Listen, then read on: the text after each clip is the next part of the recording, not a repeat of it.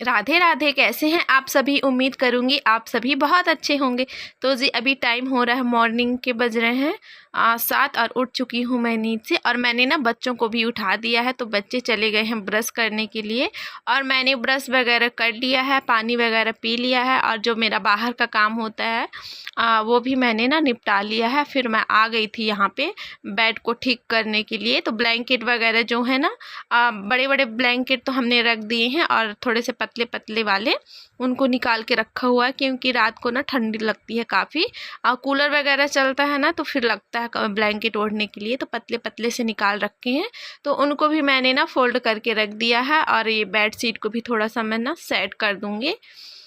तो चलिए यहाँ पे हम कर लेते हैं अपना सुबह वाला काम। और ये देखिए बेटा की स्टडी टेबल ऐसे फैला के रखा हुआ है ना, रात में राइटिंग कर रहा था, फिर ऐसे ही फैला दिया था। और ये देखिए कागज़ वगैरह कितना फैला के रखे हैं बच्चे, तो इनको भी अच्छे से साफ कर दूँगी।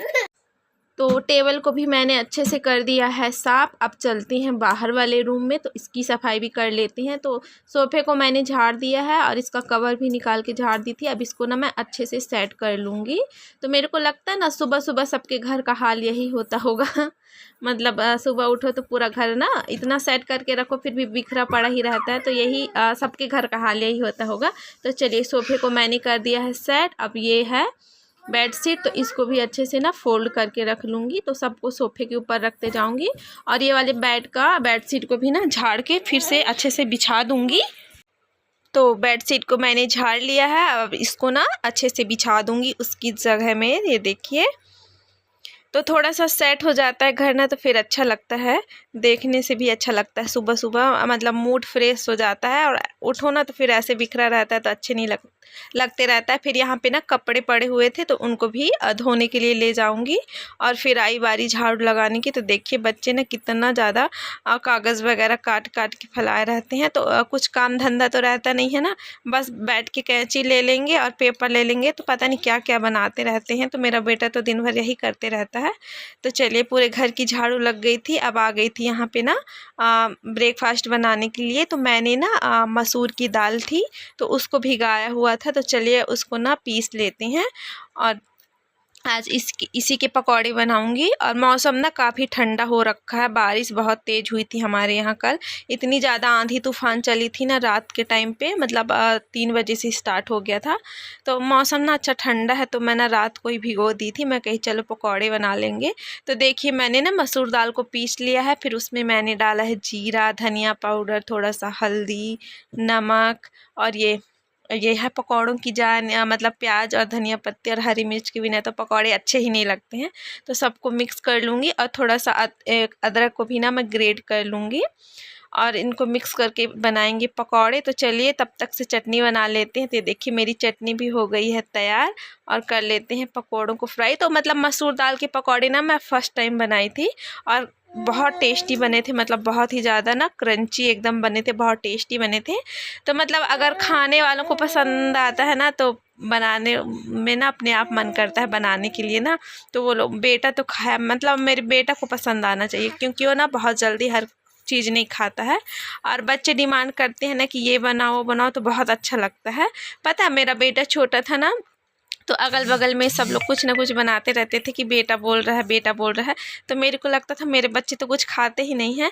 तो सच में डिमांड करते हैं ना, आजकल डिमांड करता है, तो बनाने का ना बहुत अच्छा लगता है। मतलब कि बच्चे लोग बोलते हैं कि हाँ बना दो, खाएंगे ना, तो अपने आप ही मन करता है कि चलो बच्चे बोल रहे हैं तो बना देते हैं।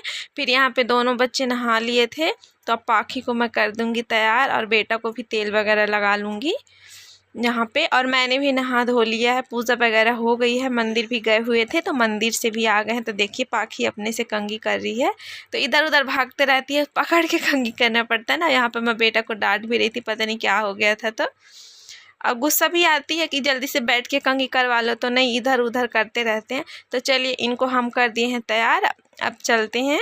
और टाबिल वगैरह कपड़े वगैरह को ना मैंने सुखा के आ गई हूँ, कपड़े भी धोई थी। और अब पाखी को नाश्ता करवा देते हैं, तो इसका नाश्ता का टाइम हो गया है। तो वैसे पकौड़े तो खाई थी, और फिर थोड़ा सा दूध वगैरह भी पिला दो ना तो ठीक रहता है, खेलते रहते हैं। तो देखिए यहाँ पे वो बोल रही थी मम्मा मोबाइल दे दो, मोबाइल देख के खाऊंगी। तो मैं कही नहीं है मोबाइल, जल्दी से फिनिश करो। फिर पाखी को खिला विला के आ गई थी मैं किचन में। तो यहाँ पे दाल वगैरह है ना, तो दाल को मैं चढ़ा दूँगी। और दूध भी दे के गए थे ना, तो दूध को भी गर्म नहीं करी थी, तो दूध को भी ना गर्म होने के लिए मैं यहाँ पे चढ़ा दूँगी।